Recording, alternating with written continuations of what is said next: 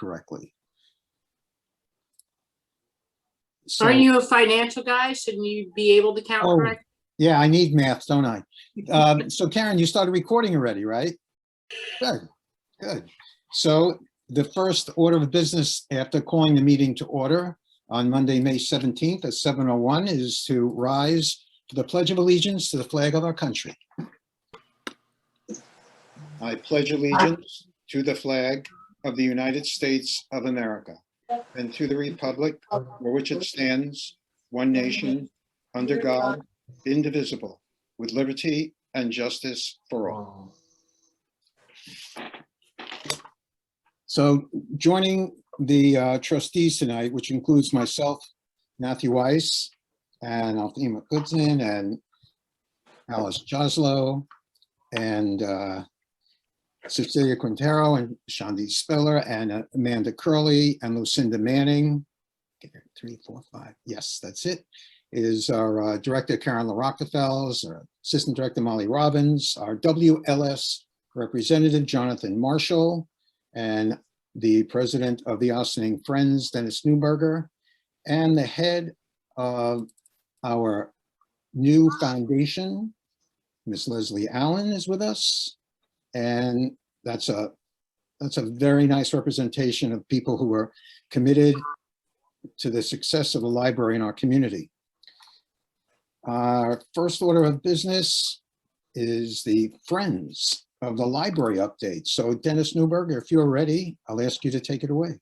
Okay, thank you. The financial update, I know we had a meeting with Molly on Thursday, and we're in a pretty good shape to be able to support the renovations and repairs that are on the agenda. And Oh, no. Excuse me. I'm sorry. so we're hopefully, this year we'll be able to do events to raise money. And we're going to, back in June rather, we're going to start sending out the applications for memberships and the renewals, and do, hopefully be able to do some of the book sales later in the summer. Oh. The status of the 5,000 room is good because we can now start after June 15th using it, asking the volunteers to come in and start sorting, accepting books again. So that's a positive note. The homebound and organization activity is still very limited. The only thing that has continued and is expanding, and I think some of you got the email that the library got from the American Legion thanking, for what we've done. And we've got 8 DVDs that I'll be delivering next Tuesday at a meeting with them.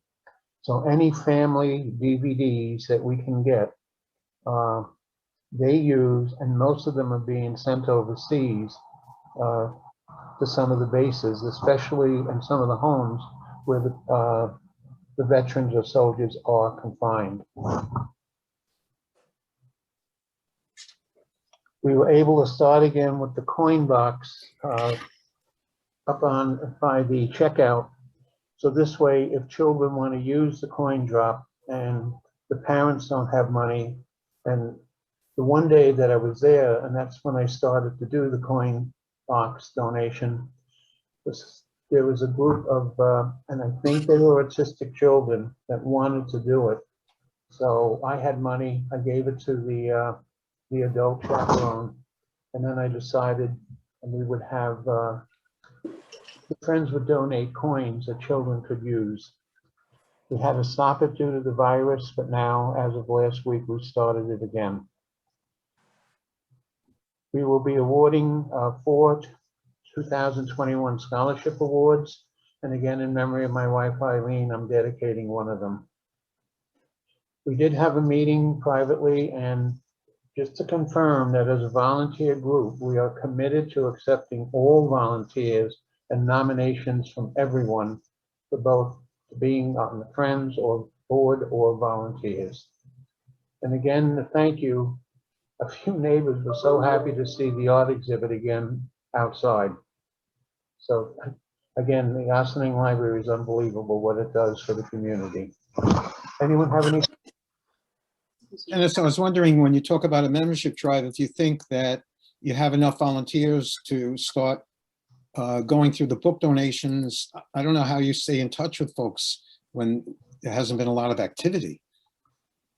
Some of them are still friends, and when I mean friends, you know, real friends, and they keep in touch. And Bonnie was going to start reaching out to see how many will, because some may want to help, but still have a fear of being in, you know, a public building. So we should have that update by, you know, the time we hope to start doing it again in June. I think I might be able to pitch in a little bit each week to help out there. Are there any other questions or comments for Dennis at this time? Just want to say thank you to the Friends for several of the building type projects they're currently underwriting, and how much we really appreciate that. We certainly do. And Molly, I promise to get a better calendar so I show up on time. I was impressed we all got there on the same day, so. Okay, thank you. Very good. Okay, Thank have you a good again. evening. Thanks again, Dennis. Thank you. Bye. So at this point, we'll consider the approval of our prior meeting minutes. There are 2 meetings that have minutes for your consideration, and we'll take them separately because we didn't have the same attendance at each meeting. So if everyone has had a chance to review the April 19th regular meeting minutes, I'll entertain a motion to accept in a second for April 19th. We have a motion from Alice and a second from Amanda. All those in favor of accepting the April 19 minutes, please indicate by saying aye. Aye. Are there any abstentions or objections? And there being none, it carries. The special meeting with its revised minutes from April 28th had 6 attendees. So Lucinda, you don't get a vote.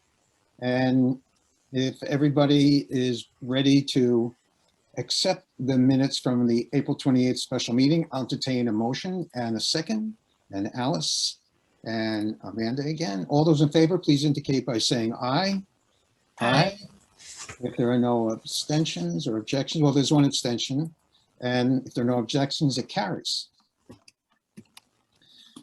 So, Jonathan, thank you for joining us. We are opening the floor to any public comment and very curious to see if you have anything to share with us at this time.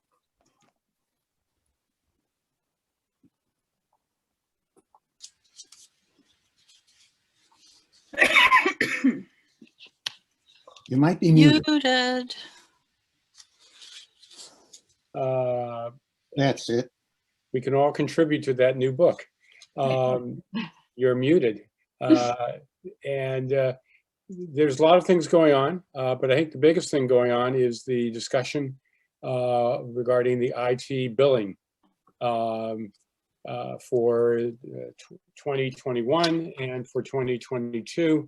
I know, you know, there's PLDA's is having discussions on it in sessions, as is the WLS is certainly looking, and the board is looking into it. So I think right now, you know, that's coming, you know, as we sort of get the sort of positions and interests and agreements and support that the PLDA and the different member libraries, as well as the WLS board, determines, you know, what is the best way to go forward on the IT billing. So I don't think I'm going to jump in on that subject right now, because that is definitely in discussion, and I think it's so we'll sort of remain on that. You know, is just watching that. I'm sure, you know, you're discussing that and looking at that too. And I know there's some discussion also of, it came up at the PLDA meeting a few days ago, I guess it was on Friday, regarding,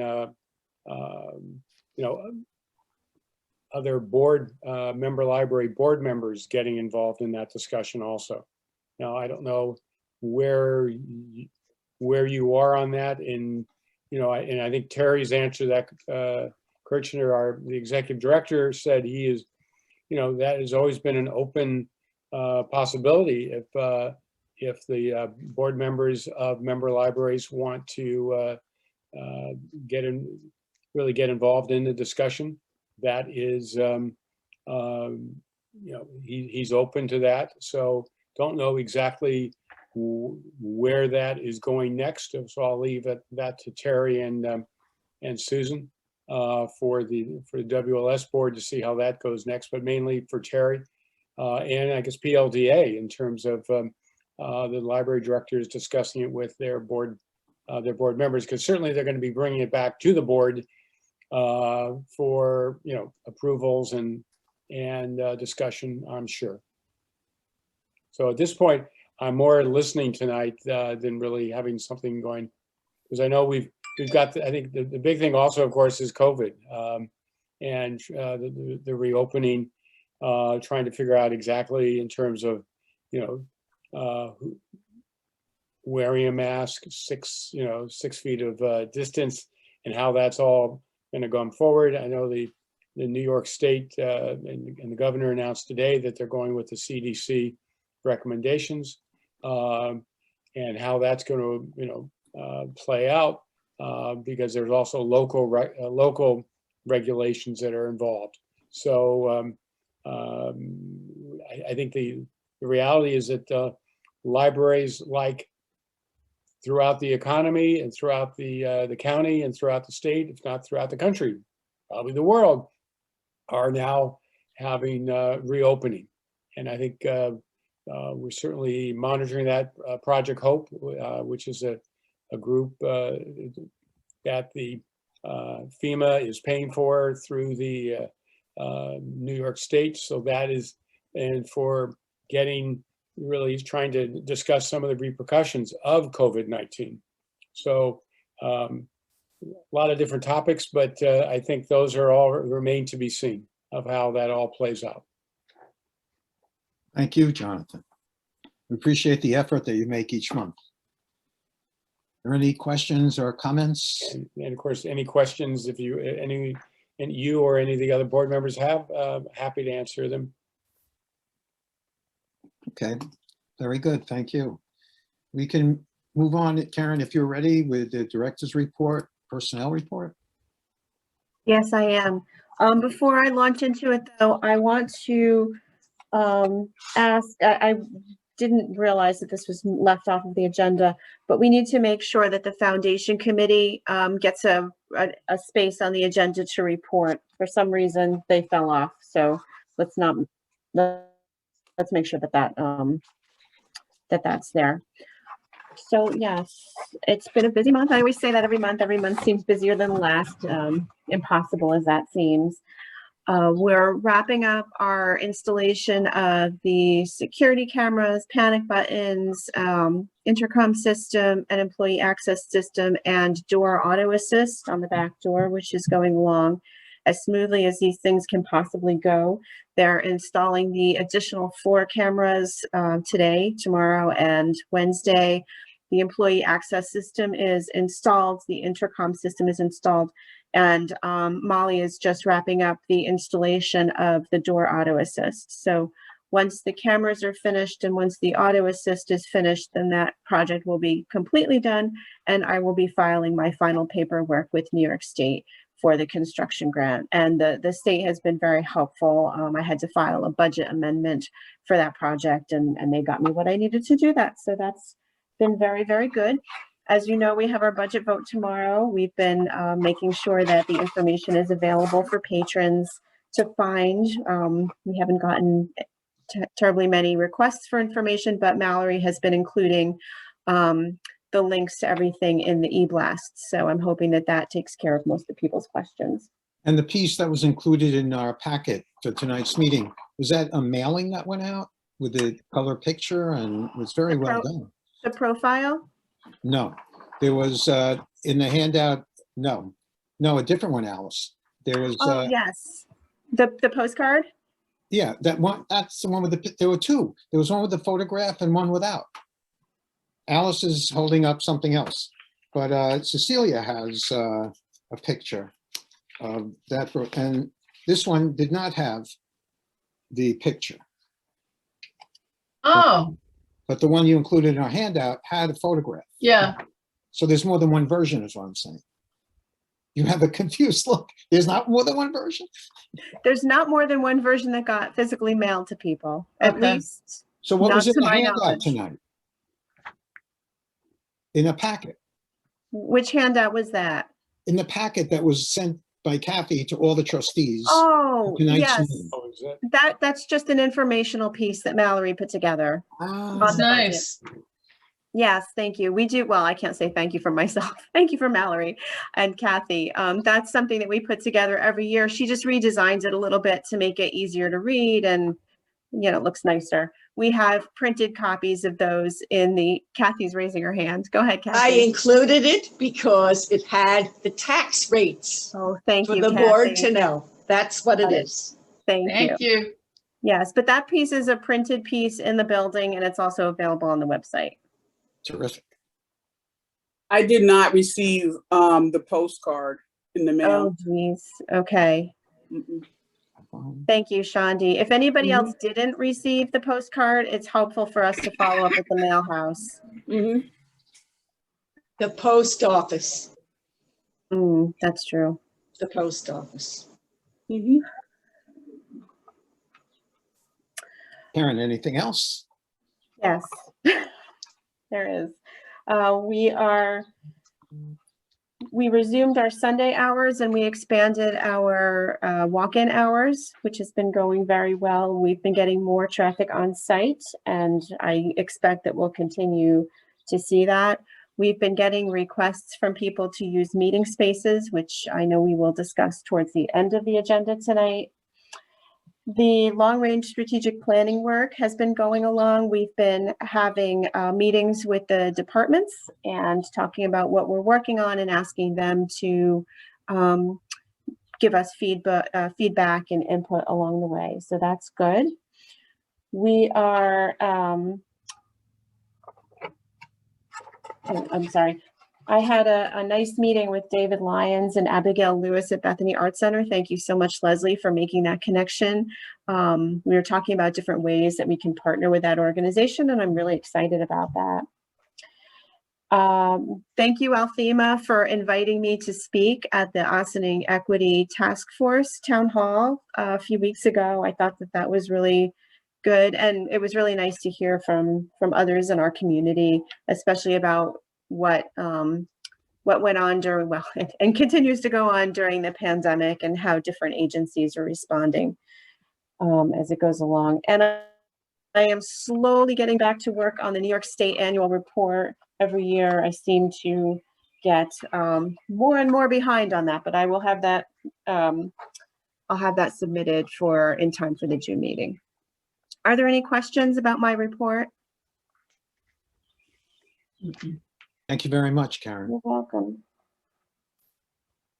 So Leslie, at this time, if you could share some remarks or perhaps an update on the foundation, the floor is yours. I would love to do that. Karen, I was muted, which is probably good because we have like 800 turkeys here making a ton of noise, which is why my dogs were going nuts and I had to get up.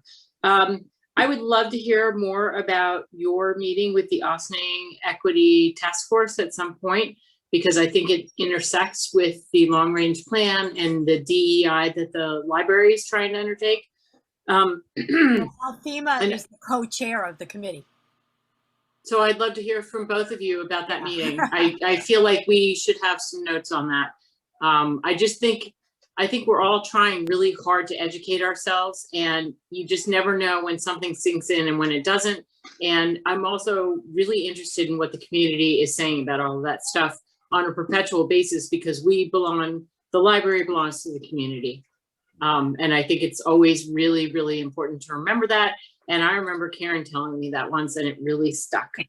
I want to say, by the way, a great job on the budget vote and getting the word out and the postcards. And I'm really sorry, Shandy, who I don't know, not getting the postcard because that stinks.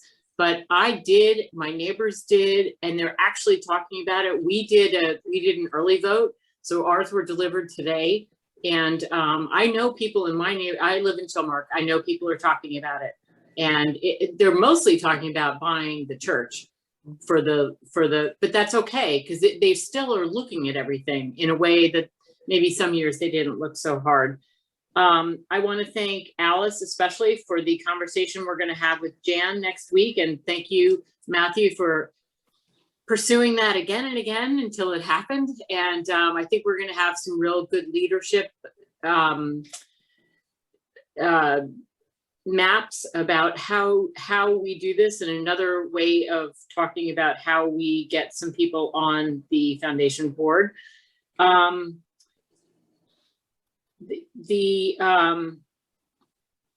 work during COVID is just ongoing, but in a way it helps us talk to people about the foundation board, because the foundation board is the answer to things like COVID and to the things that we think might come in the future of the library pivoting in real time to the needs of the community, as opposed to the pipeline of federal, state, whatever you guys do all year long that is such a slog and would exhaust me. I'm much more interested in something that's exciting and new and fresh and maybe terribly hard to do. But I think it engages a different crowd, and I think that's wonderful for all of us.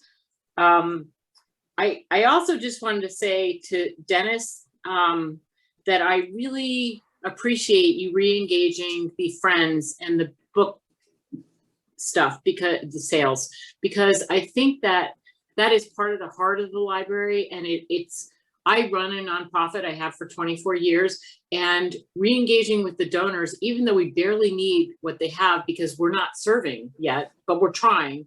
They've been lonely, and they've been saving, and they've been trying, and they've cared. So just like my organization, I think they've cared about the library. They probably have, like curated their books, and probably like they were going to give you 200 and now they're giving you 75 because they really went through it and they said, okay, I'll part with these, but I still want the library to have these.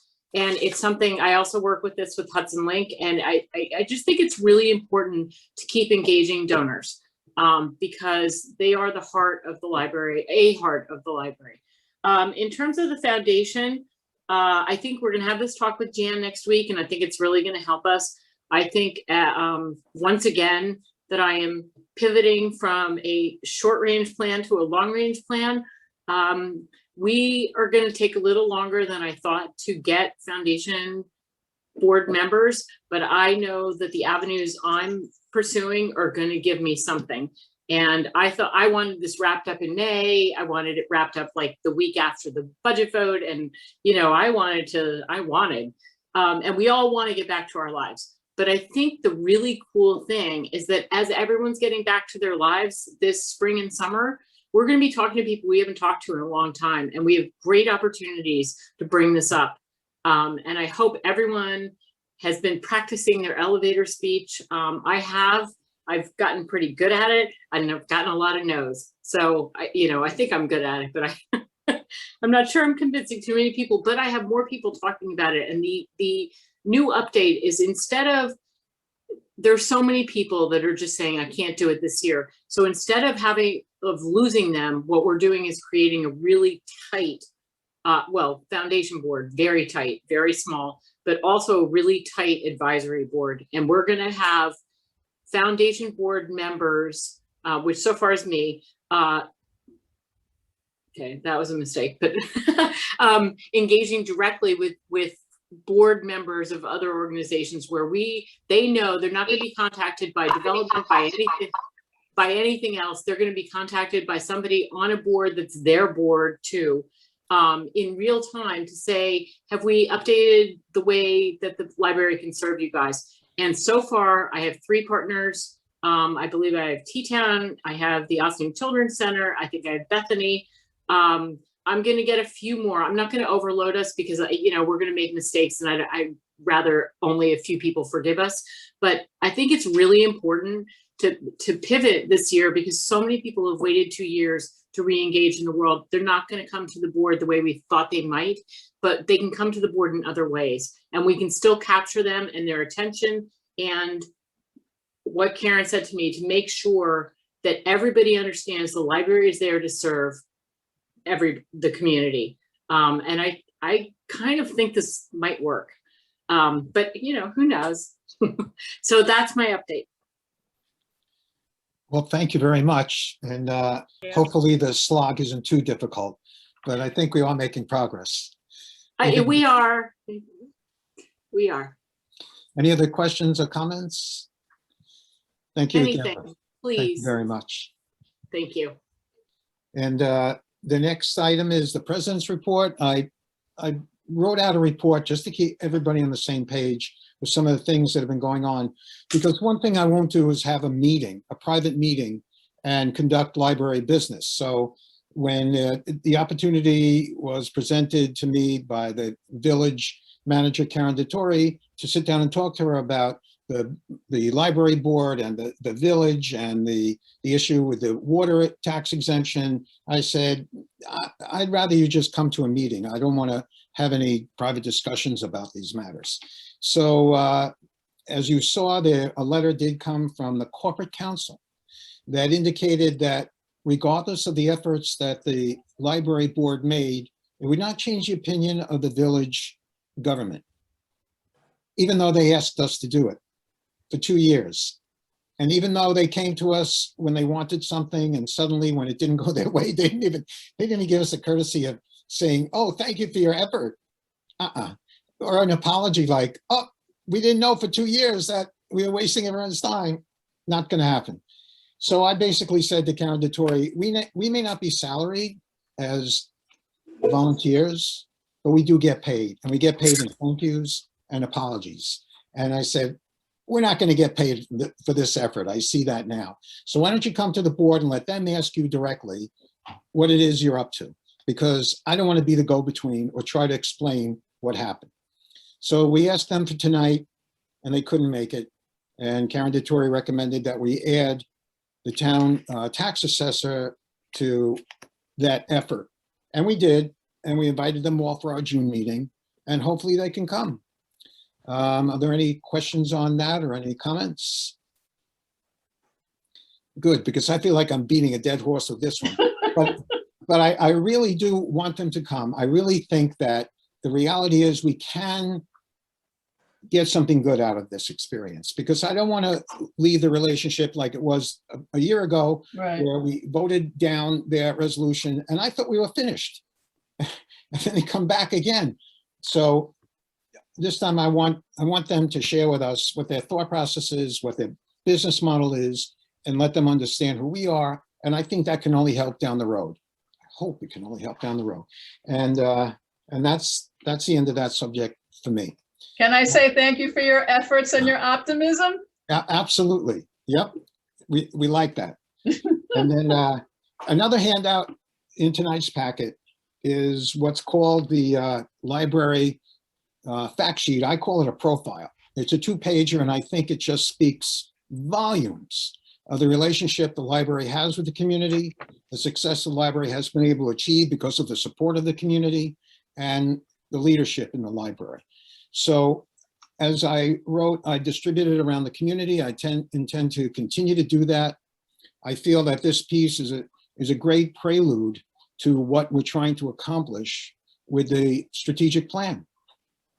Because this profile tells everyone very graphically where we are and how we got here. And now the plan will tell us and everyone else where we want to go. Right. So I think that's a great effort. And I appreciate the folks who put it out. I guess Mallory gets the majority of the thank you on that one. Okay. Okay.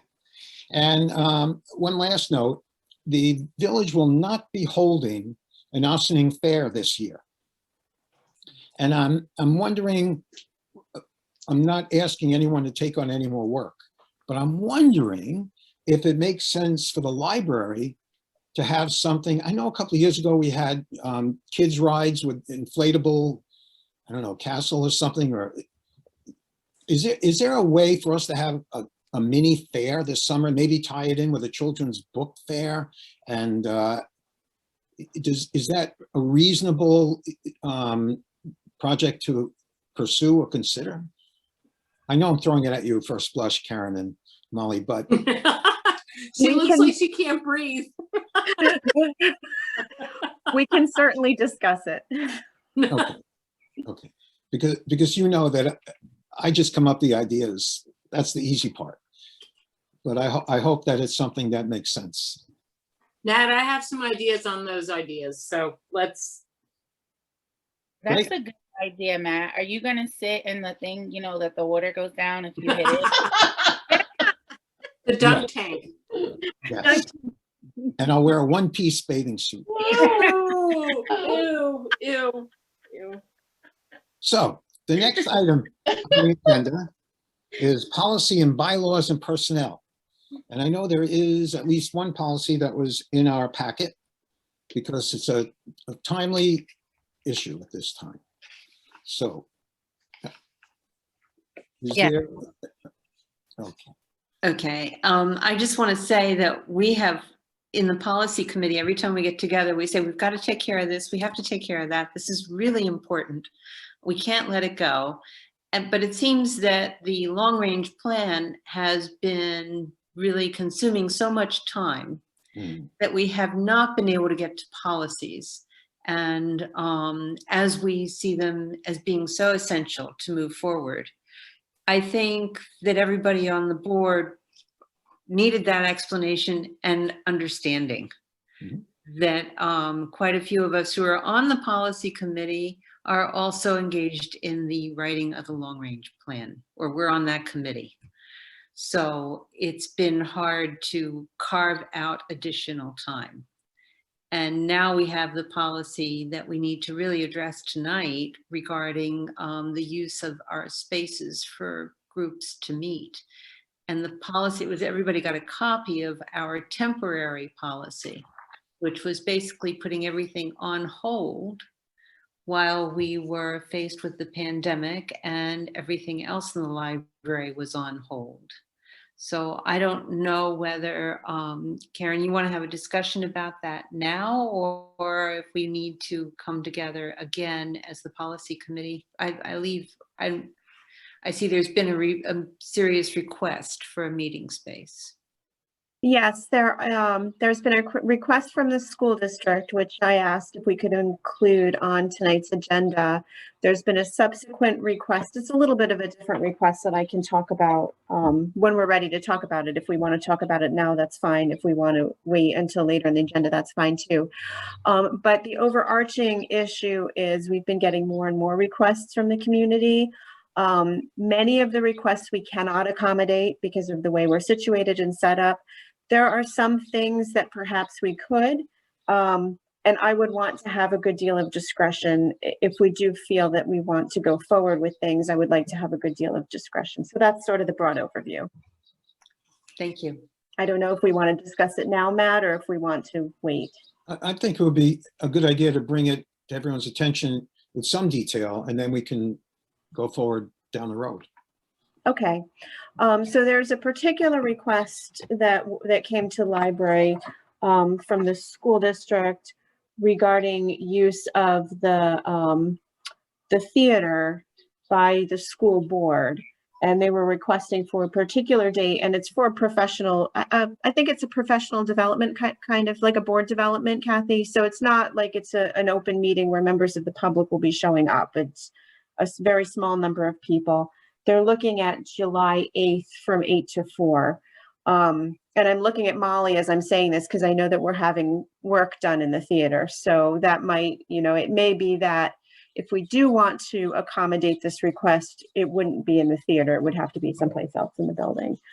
So that's a concrete specific request that came in. Another request that came in over the weekend was, and I'm going to bring it up in my email if you just give me one sec, because I am going to get the name wrong. Let's see. Here we go.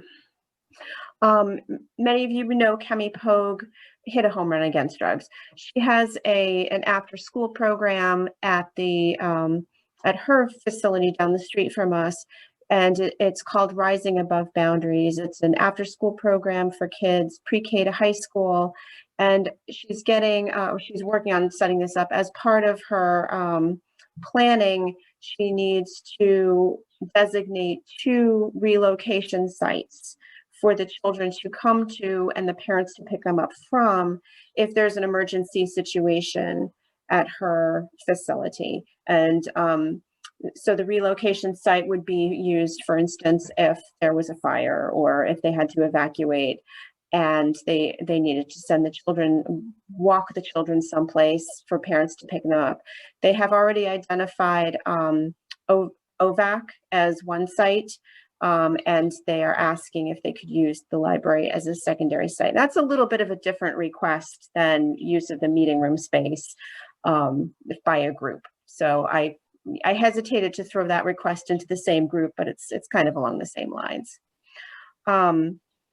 I think that, well, I want to hear what the board thinks along these lines. You know, you were all very good to be proactive in passing the temporary policy overriding the meeting room use space, which gave us as library staff the authority to say no to people when we really hate saying no to people, but we really needed to say no to people. So I wanted to know what your thoughts are at this point in time. How many kids and what are their ages? Are they below the age where we allow kids on their own? For Kemi's program, it's pre-K to high school. They would be coming with the teachers, with the staff. So they would not be coming they wouldn't be sent by themselves. They would be coming with the staff of the program. Mm-hmm. And the staff of the program would stay there with them until all of them are picked up. Okay. I had a question more so about not the high school, the school board. Exactly how many people and for how long? Because if we are in the middle of renovations, would they be able to be, safely in another part? Say, the lounge area downstairs or the second floor meeting room. So how many, or did they give any specifics, or did they just say for their school board? The hours that they would be using the spaces were from 8 in the morning to 4 in the afternoon. And it would be for the school board. Kathy, did they specify a number of people?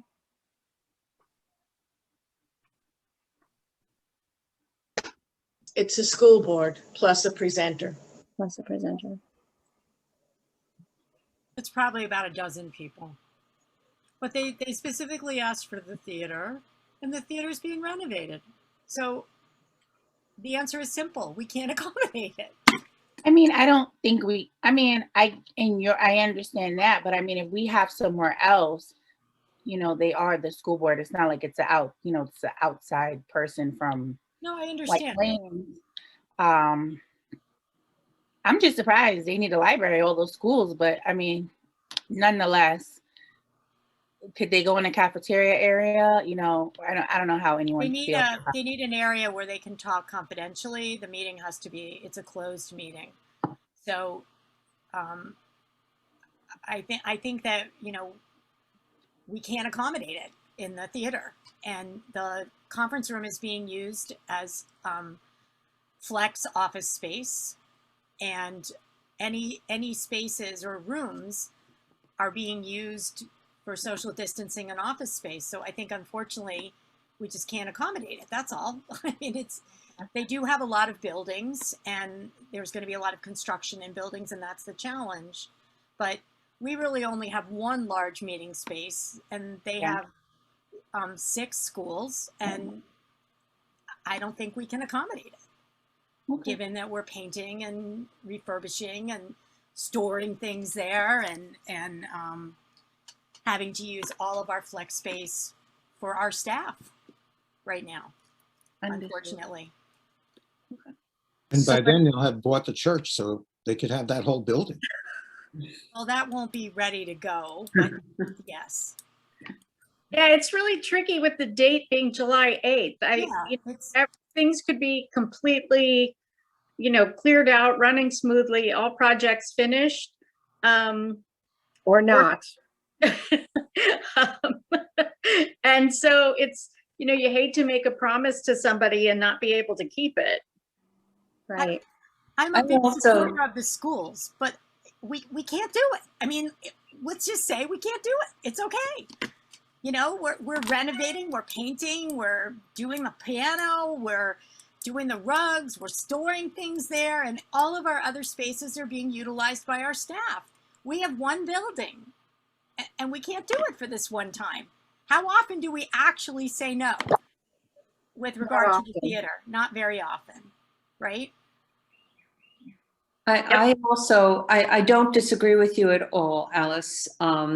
In fact, in addition to that, I think we should come together with a policy that we move forward following a policy that we have, because as soon as people understand that we are opening our doors to one group, Yeah. then there are going to be many other groups that are going to come knocking.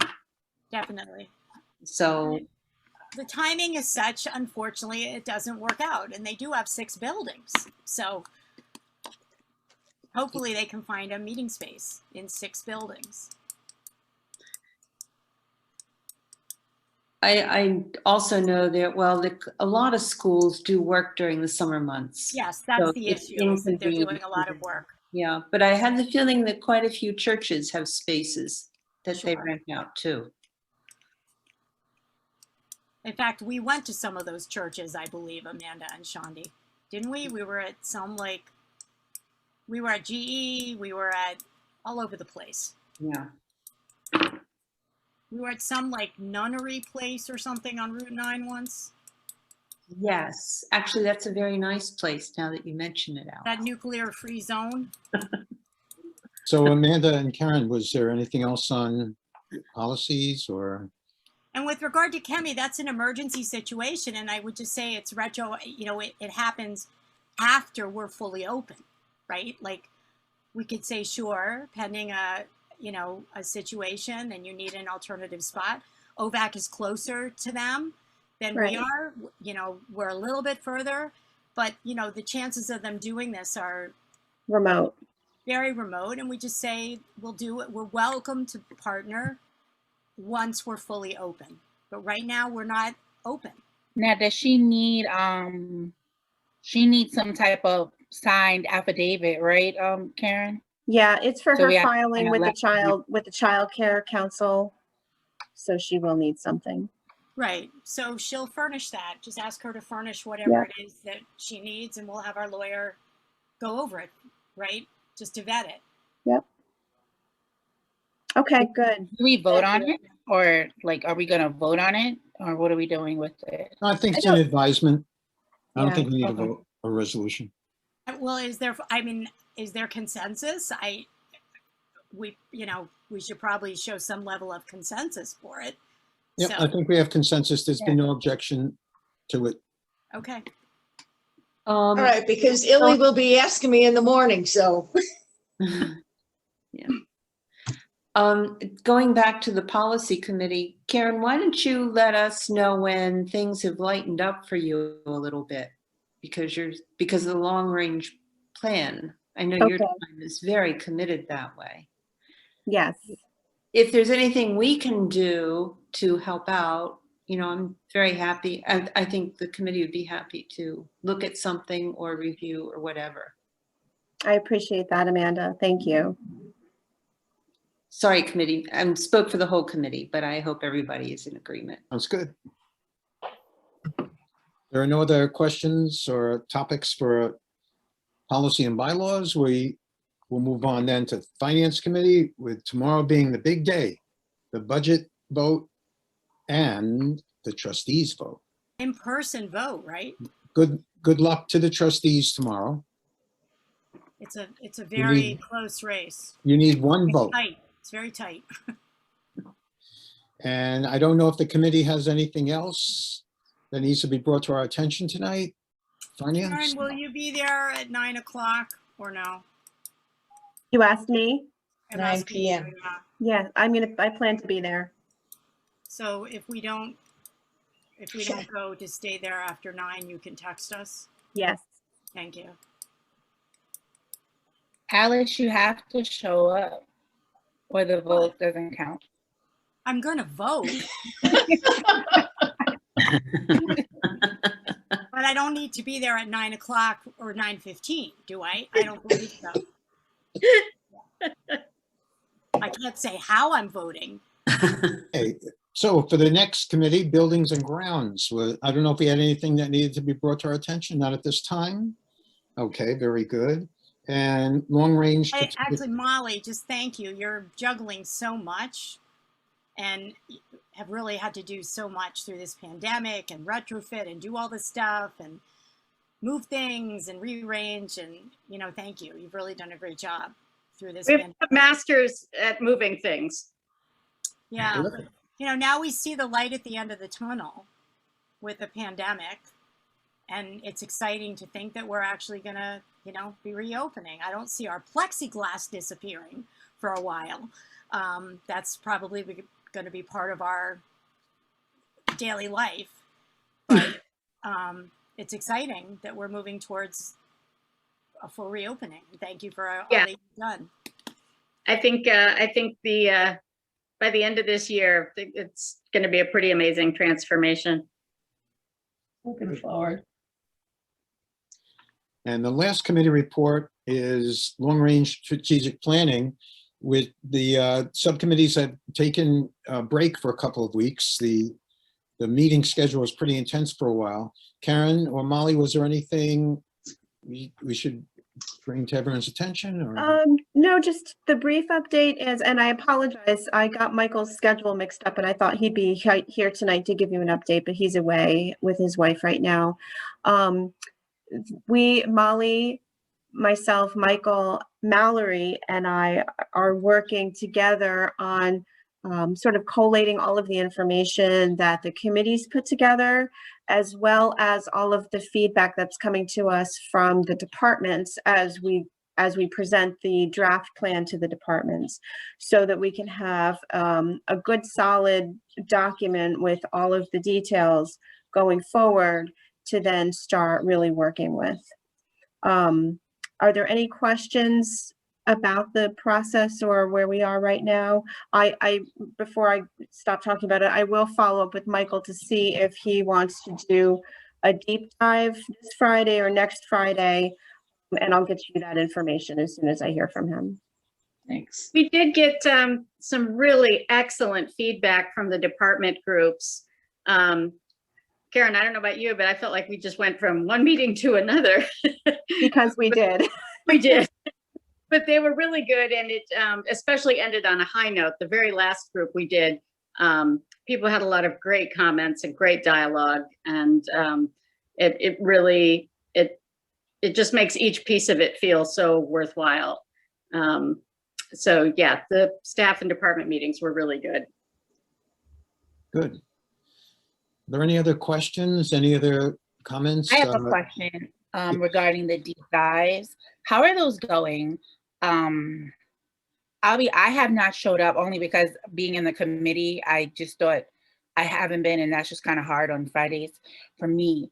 But I just wanted to know, how are they going? And how do the committee members who aren't on, doing things with us in the meeting, like, how are they finding those deep dive meetings? Are they worth it? Are they going good? Do you feel like a part of what we're doing? We had some members who were not on the committee come to deep dive, the last one. There was participation. I don't want to speak for them as to how they think. No, I just wanted to know. Yeah. How they felt about it. I've come to more than one of them, and I don't really think they're necessary. That's just my feeling, my opinion. Okay. I thought the purpose was to inform board members who felt as though they weren't getting information, or they wanted more information, or they wanted the opportunity to, speak to Michael. And I don't know, it just seems like it's not necessary. And there are, the group is already doing other work. So that's just my opinion. Yeah, the Friday meetings are set up for the director, assistant director, and the consultant, and we opened it up for trustees to make sure that we have full transparency and access. I do have a different question about, that's more related to the director's report. I forgot about it. I noticed that there is, a real focus on young children, and it seems like the children's librarian is very involved. It almost seems like she is an employee of the school district. At the amount, and I mean, I'm all for collaboration and working together, but it seems like she spends a lot of time, working with, situations that are connected to the school district, which then made me question, are there no elementary librarians? Is that, part of the reason why, she's so involved? And because I think focusing on young children to the extent, and this is just education in general, has done over the past 20 years, has been misguided, because there are large groups of children that are middle school to high school age who, whenever a program is rolled out or something is done, they're always beyond the age that gets attention towards whatever the program may be. And I'm concerned about that, because when we talk about, bringing in more and different groups of people in the community, preteens and teens are another group of people.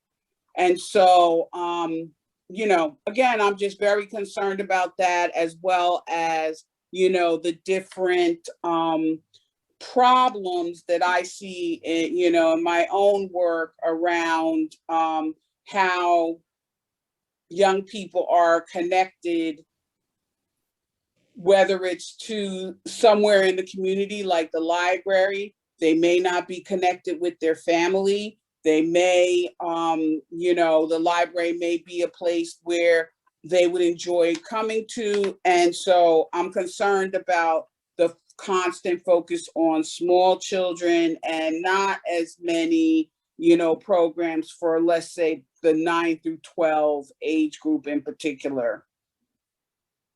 Ignira and the children's department, their age contingency is birth through roughly 5th, 6th grade. Mm-hmm. And then from 6th grade onward, that falls under the auspices of the teen services department. And that's where the programs for that age group happen. I will say that during the pandemic, and we used to have very robust in-person programming of the teens and so forth. The pandemic has made connecting with that age group really, really challenging. And where the children's department has been able to, in person is always better, but they've been able to sort of put together a good contingent of some in-person, but mostly virtual programming for our younger kids. For the teens, they're trying so many different things, and they have some success, but it's very difficult. It's very difficult reaching that age group with the circumstances that are happening right now.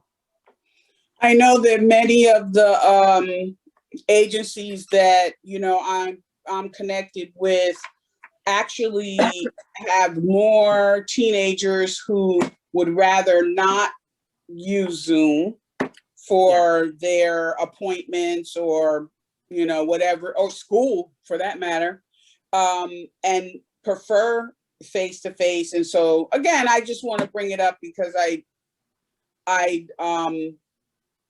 think it's really important. Ossining has always, since I would say the late 60s probably, and then they just fell off in terms of providing, you know, recreation and activities for teenagers, you know, wholesale. So, you know, I just would like to, you know, I guess as we get back into getting back in the building and so forth, you know, that would change.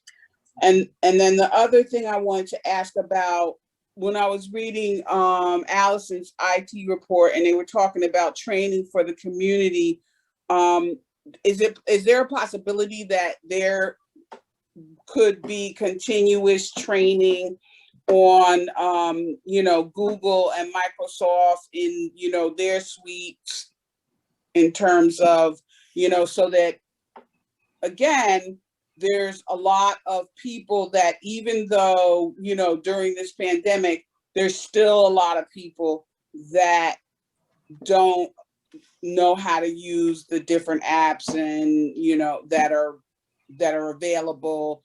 And I know at some point when people come back in, they're going to be able to use, you know, Chromebooks and so forth, but may not. There are a lot of people that don't know how to use them. Yes, that's something that Allison is planning on providing to the public.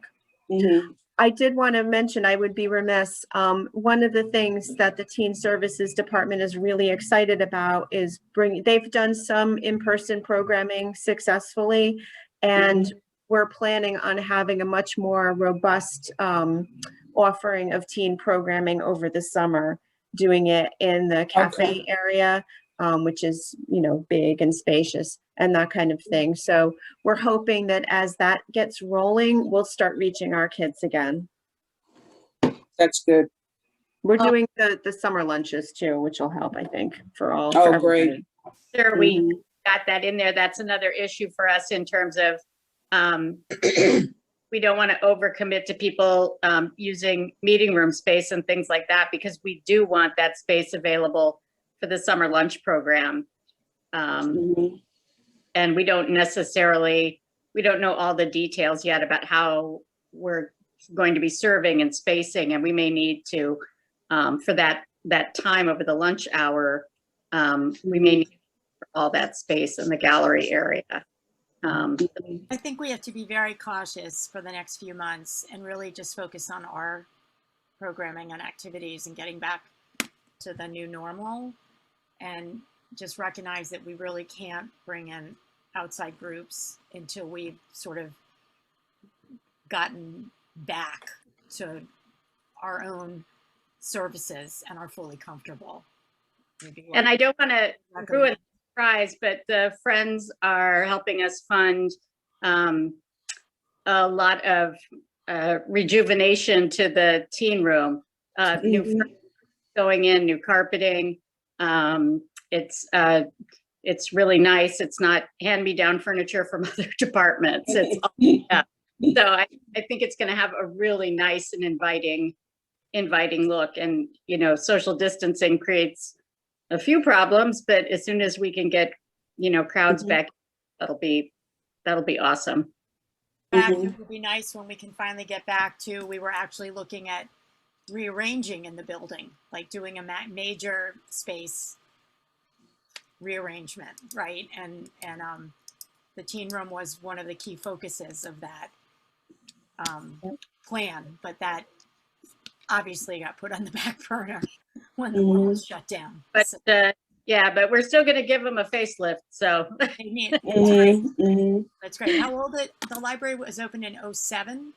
So we're 14 years old. Yes. I just want to say that, Shandi, in response to your comments about what we're doing for teens, the Ossining, the newsletter that I get online from the library, when I look through all the activities that are posted there, I'm just stunned with the number of things that are set up for preteens and teens.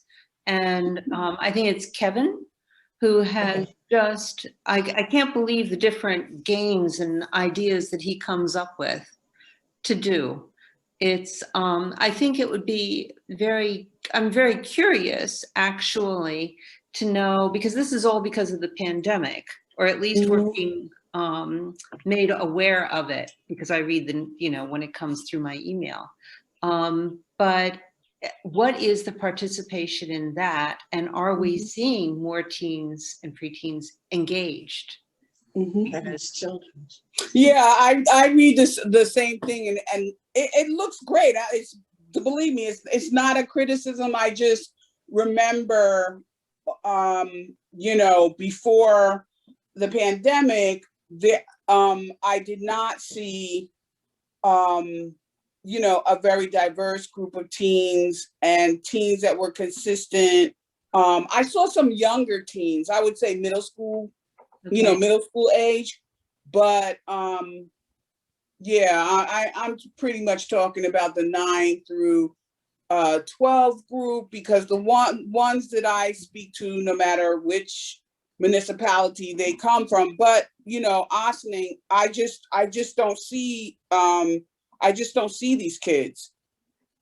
Okay. So I'm just, We know that the 9th grade through 12th grade contingent is a part of the population that we lose rather quickly, unfortunately. And,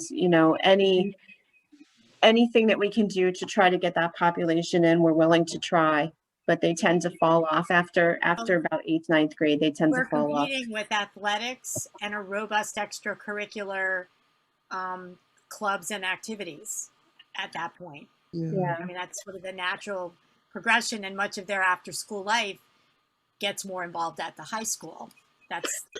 But also I recall that the children that are involved in sports and extracurricular is a particular group of students that tend not to be Black and brown students. That was just something that, guidance counselors were supposed to refer them. There were a whole bunch of ways in which and it still didn't happen. It didn't change the makeup of who is, participating.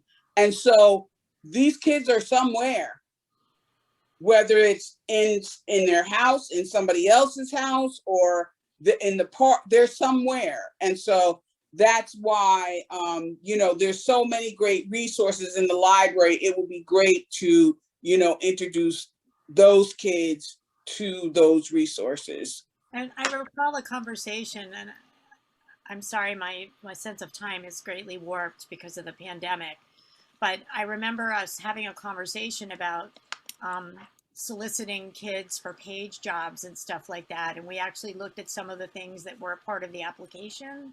Do you remember that? Yes, that was over the summer. Right. And have we been successful in attracting a more diverse group of kids? In the last round of applications, we were not, but we're going to have another round of applications coming up soon because of the some graduations, and also should the budget pass tomorrow, we have the 2 technology page positions that we are creating, and the inclusive internship position for the PLA grant. So we'll have another opportunity to do that better. So those are going to be on our website? On our website, and hopefully many other places as well. Hopefully you'll send them to the guidance department at the high school. Yeah, we did that last year as well. Okay. I don't want to further the meeting. I hate long meetings, but has anyone ever talked to the Westchester Children's Association, who actually studies things like what's happening tonight to 12th graders that aren't engaged in sports or the library or whatever it is you're talking about? Because I think what Shawnee's bringing up, and Shawnee, I don't know you, and I don't know our relationship with the Westchester Children's Association, but I'm happy to make that introduction. But this is what they do, is find out what the issues are and then they study them, and then they figure out who should solve them. And if it's a time when we should be talking to them, I'm happy to do that with Allison Lake, who is the head of it and one of the most fabulous people in the world, by the way. But so committed to all the issues. They are the people who raised the age of kids being incarcerated. Their work on the homeless kids in the last few years has been formidable, but all they do is study issues. So to me, what Shandi's talking about sounds like a real issue that's not just Ossining created, or Ossining particularly. And they still, if they decide it's something they want to study and put their efforts towards, they will still come up with what the solutions are and then recommend what we could do. I'm not sure the Ossining Library can solve the problem of engaging 9th to 12th graders without input from somebody else who actually does the work of figuring out why driving and drugs and alcohol in that equation. I think a lot of kids, start to fall off in 9th, 10th. It's a tough time. So I wonder if Karen and I shouldn't have a conversation with Allison and just bring this up, because the only way they study stuff is when they hear about it. I attend their advocacy breakfast every year. Me too. Yeah. And, definitely go through the report for, like I said, I work with families that are from Yonkers, Mount Vernon, from, Portchester. And so I, take those opportunities to look at what's going on in those communities as well as Ossining. And so, I agree with you. It's not a situation of sort of recreating the wheel, but at the same time, I have experience where, sometimes when you rely on other people, like let's just say guidance counselors, for example, they'll tell you later on, well, you know what, their top priority is working with the kids that are going to college. That's their top priority. So if you're not going to college, or you're not sure what you're going to do after high school, you don't get their attention. And so, again, like I said, the library has such great resources. They're doing such great works in terms of, working on what's in the collections and what types of things would interest people. And so I just want to, put in a good word for the teenagers, because we do have teenagers in this municipality, because they're not, services aren't targeted. They're not targeted for the services in a way that are successful for them to come in. So, I'm glad that we're doing, what we're doing, and hopefully, maybe we can get some assistance from the Westchester Children's Association. I would want Susie Zavarella, our teen services librarian, to be in that conversation as well. Absolutely. So Karen, sounds like we have another Zoom in our future. Sounds like it, Leslie. Any additional questions or comments on that subject or any other subject? Well, not on the teen subject, but mine is more on the adults. Now people are going to start going back to work. So I would like to see and know about more upcoming programming for that, the people who are now going back into the workforce. A lot of people lost their jobs. I know they have like the Grow with Google. Will there be classes? Just how are we kind of reaching the adults that need some help and services right now to kind of get back out there? So I'm going to make one more comment on this. Sorry, I'm not part of your group, but WCC does a great job of this, of putting people back into the workforce. And again, instead of reinventing the wheel at the library, why don't we talk to WCC about their programs and how we funnel people into them? And those can be satellite, and they could be in person as things start to open up. But again, the library does a lot of things well. I think if the Westchester Children's Association told us to do something, we would do it well. And it's a big we, I'm not really part of the library, but WCC trains people in several departments to get back into the workforce. There are so many programs in Westchester that do this. It doesn't mean that the library can't support it or give a satellite program, but again, why reinvent something that already exists and that we could partner with somebody else and not do all the heavy lifting on every single thing. So I mean, it doesn't mean that we shouldn't do it, but I'm saying there already is a template for that. Well, no, I mean, I wasn't saying that we should. I'm saying almost kind of what you're saying. There are programs, you know, partnering with SCORE, doing other things, reinventing the wheel. You know, I'm not saying that. What I'm saying is if it's not original programming, it needs to be sponsored programming in collaboration with just programming that is going to come, you know, from the Ossining Public Library for, you know, our Ossining patrons. And that programming at Westchester Community College is a programming for housewives that were never working and are— That's not true. I'm sorry, that's not true. I've been at WCC for many, many years. There's Job Star, there's Project Transition. They're all different kinds of programming. Project Transition is the one that I'm talking about. I know, but there are other programs. So the library in New Rochelle did a presentation at the New Rochelle Network, which is sponsored by the Department of Community Mental Health, and their librarian came and did a presentation, and it was fabulous about the services that they provide adults in particular that are doing job search. So I can't remember her name off the top of my head, but Karen, I will get you her name because they do some innovative things over there in New Rochelle. Sure, thank you. I think we're also really looking forward to getting a full-time librarian too.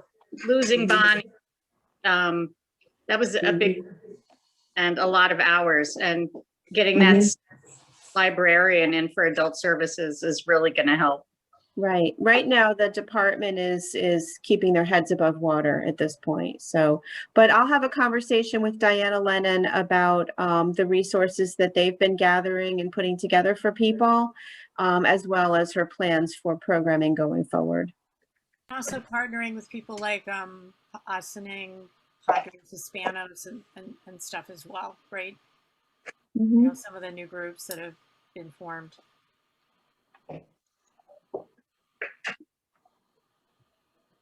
That was a terrific topic, and it might create more work, but I think it's a very good endeavor for all of us. Are there any other questions on this or any other topics or any other comments before we move on to resolutions? Well, the resolutions are in number 2, and the first one, Resolution 97, is an acceptance of donations, reading resolved that the Board of Trustees accepts with gratitude the following donations. $1,000 donation by Sharon Baylog for the children's room. $200 donation by Philip Just for the library's collection of books. If there are no questions or comments, I'll entertain a motion to accept Resolution 97. I have a motion from Cecilia. I have a second from Alice. All those in favor, please indicate by saying aye. Aye. Any abstentions or objections? There being none, Resolution 97 carries. Resolution 98 reads, under personnel change, resolved that the Board of Trustees approves the following personnel change. If there are no questions or comments, I'll entertain a motion to accept. I have a motion from Alice and a second from Cecilia. All those in favor of Resolution 98, please indicate by saying aye. Aye. Any abstentions or objections? There being none, it carries.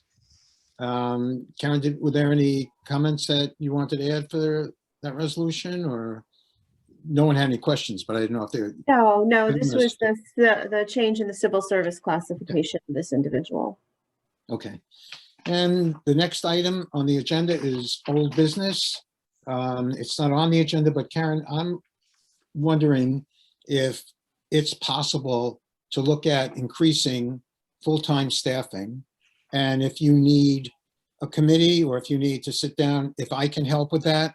I'm not asking you to take on more work, but if it's something that we can add to our to-do list, I think that full-time staffing has come up enough times and seems to be important enough that maybe we can look at it. Maybe if you, I don't know if it's a question of finances or there's more to it, or civil service is an obstacle, but I'd like you to think about that.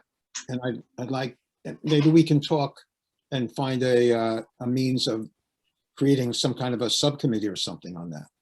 Sure, we can do that. Okay. Okay. There are no other questions or comments for old business. We can move on to new business, which has largely been accomplished. The first two items, the request for theater use. The second one, the village water properties, have been discussed. The last item under new business is censored books and book censorship. I asked that to be put on because I had spoken to Karen briefly, and I felt that it was very interesting and that the board would be interested to hear how the Dr. Seuss books were, what motivated those books to be removed from the library shelves.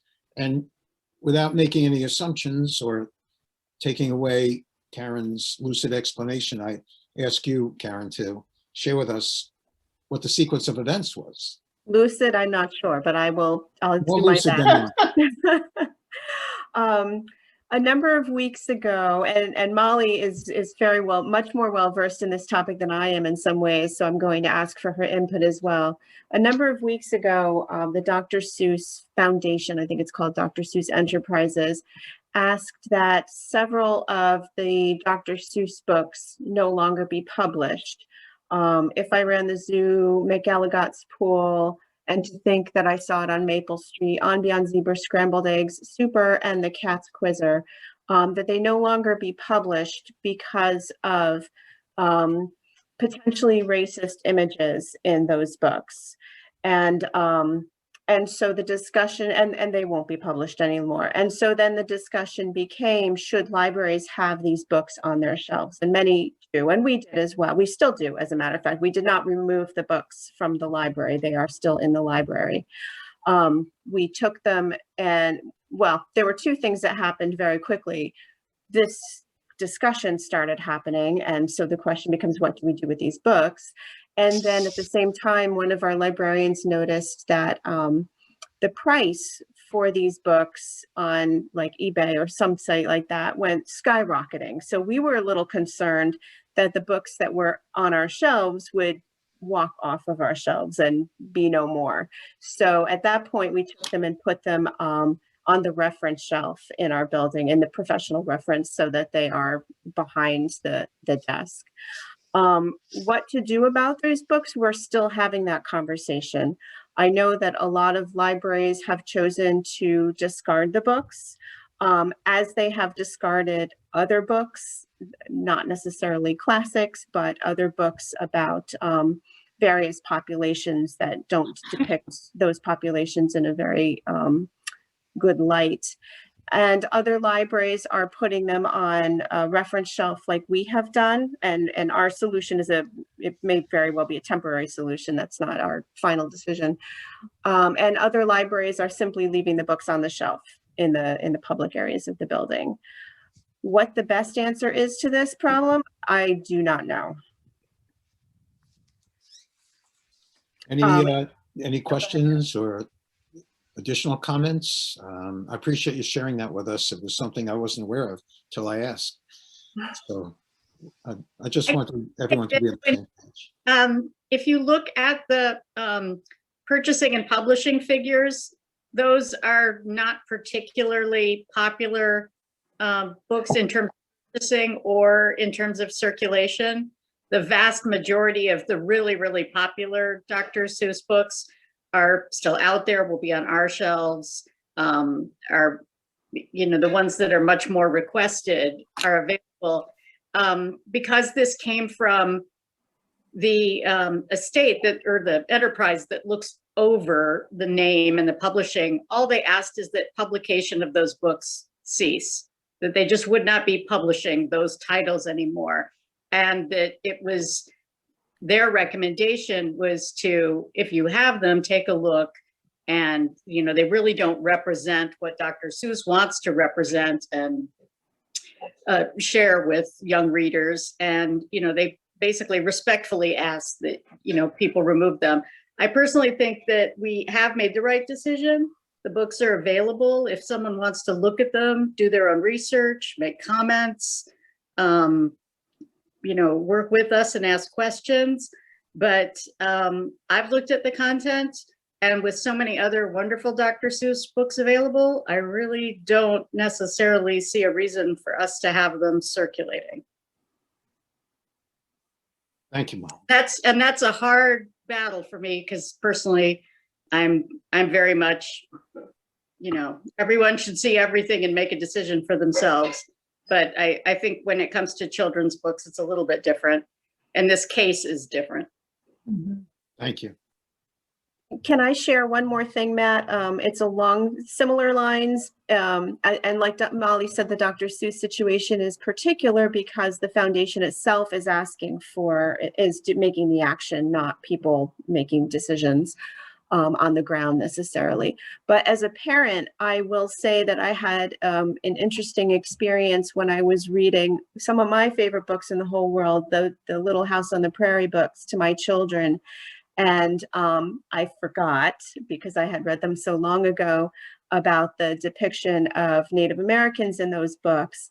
And so we continued to read them together, but it prompted a discussion, and I was sort of caught up by surprise by the situation too. So it's a bigger topic than just Dr. Seuss, at this point. Well, thank you both. Thank you for the insight. There are no other questions or comments. We're up to the point where we solicit questions or comments from the public attendees. Jonathan, that honor passes on to you if you have anything to share with us. No, I think I'm set. One thing I was just thinking about in terms of the teen, the WLS, Elena Falcone, and some of the programs that her group is involved in may be something that could be of assistance also. So maybe I'll sort of reach out to her and sort of see what sort of 9th and 12th grade activities that they have going. I know they've got a lot of things going. I just don't know exactly the program for that. Karen, you may know if there's any specific programs that Elena's working on and has available from WLS that can be of help to you, or again, with the idea of if they're doing something, certainly to share it. And so, as I think Leslie said, not to reinvent the wheel. Thank you. Sounds good. So before we end our public portion of our meeting, go into executive session, was there anything that anybody might want to bring up, either an observation or just a question? And Matthew, you had brought up about reading the book Cash, but so how is that going to work? I forgot about it tonight because I just haven't even thought about getting together again with the board, and okay. Maybe Karen can give me some advice on that till I figure out what I'm doing, or maybe I'll send an email out. I don't know, but thank you for reminding me. Okay. So we'll do it in June, maybe? Again, Cecilia? So possibly we'll look at it in June? Well, yeah, the next meeting is June 14th. I suppose everyone's here tonight. If everyone has a copy, if not, there might be copies available at the library. I have enough copies for everybody. So if you want me to put one aside for you on the whole shelf downstairs, just shoot me an email so that I remember to do it. All right, well, we could pencil it in and I'll send out a reminder email and maybe some kind of a timetable or a structure for that. Okay, Great. thanks. Thanks, Shani. And at this point, I'll entertain a motion to leave our regular programming and go into executive session. Jonathan, thank you for joining us, Amanda and Alice. And any abstentions or objections? There being none, it carries. If there are no other comments in our public portion of the meeting, I'll entertain a motion to end the meeting in a second. And we have Cecilia and we have Shandi. All those in favor, please indicate by saying aye. Aye. No abstentions or objections. The motion carries. Everyone stay well. Hope to speak to you before June 14th. And we'll talk soon. Take care. Thank you, Good luck. everybody. Good night. Bye. Were you recording during exec or you had it off? Thank It No, you. was we off, turned but it off it's and then on turned for it back on. the close. Good. Thank you. Bye-bye.